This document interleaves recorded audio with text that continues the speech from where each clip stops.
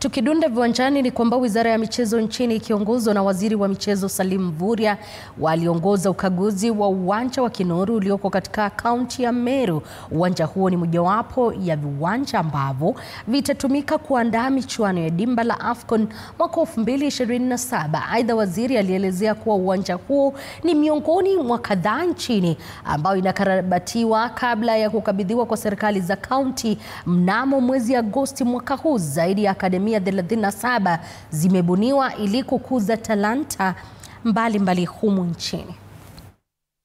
Katika zile kazi ambazo tutafanya ili tuirudishe katika hali nzuri, na vile waziri wa hapa na waheshimiwa wamesema, saa hii awamu ya kwanza katika zile sports academies tuko na 37, na kuanzia Julai mosi tutaongezea zingine, na Meru County itakuwa ndani ya hizo sports academies ambayo tutaongezea awamu ya pili. Kwa hivyo in fact always not lost, kwa sababu AFCON iko 2027, na vile umesikia nikisema ni kwamba tunataka hii kiwanja iweze kuhost national and international competitions. Kwingineko ni kwamba